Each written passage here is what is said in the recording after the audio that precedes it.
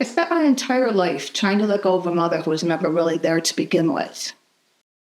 Here's what I wish someone had told me about letting go when mental illness steals the parent you needed. Discovery number 1. We sometimes hold on to what we never actually had. I wasn't clinging to my mother. I was clinging to the mother I needed her to be. I spent decades trying to release anger towards someone who was doing her best with schizophrenia. When I began to photograph her, I started to recognize that letting go meant releasing my fantasy of who she could have been, not who she was.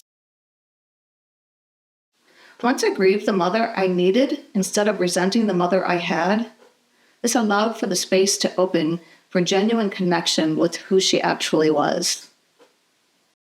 Discovery number 2. We recreate our wounds in other relationships. Now I realize a pattern I didn't see. How I desperately attached to a friend because of her beautiful relationship with her mother.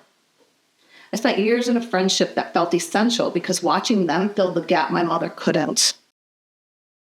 The uncomfortable truth was that I wasn't loving my friend. I was using her to heal my mother wound. It was a big turning point for me when I began to realize that I was clinging to this relationship for the wrong reasons, which wasn't fair to either of us. Once this pattern became clear, releasing the friendship felt natural, not forced.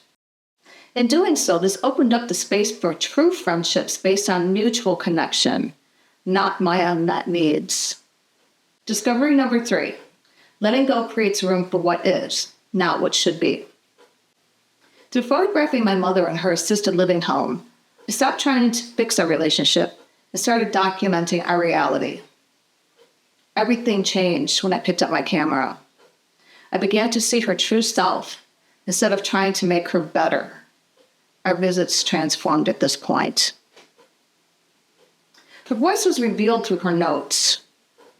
The writings she left around her room became puzzle pieces to her soul. Thoughts she could not speak, but needed to express, needed to communicate with me. In accepting her exactly as she was, I found a connection I'd been searching for my whole life. Sometimes letting go means letting someone be fully themselves, even when that includes illness, limitations, or brokenness. This healing card, letting go, sits at the foundation of my deck because I learned that you can't build authentic relationships, including the one with yourself, while holding on to what was never meant to be yours. Whether it's the mother you needed, the friend who fills the void, or the version of yourself that could somehow fix everything, letting go isn't about loss. It's about making space for truth. What are you holding on to that was never really yours to begin with? Share in the comments one thing you're ready to release. Not because you don't care, but because you care enough to want what's real. If this resonates with you, subscribe to follow my Healing Card series where I'll share how art, photography, and these simple truths transformed my relationship with my mother and myself. Sometimes the most powerful thing we can do is simply stop trying to change what is and start seeing the beauty in what's actually there.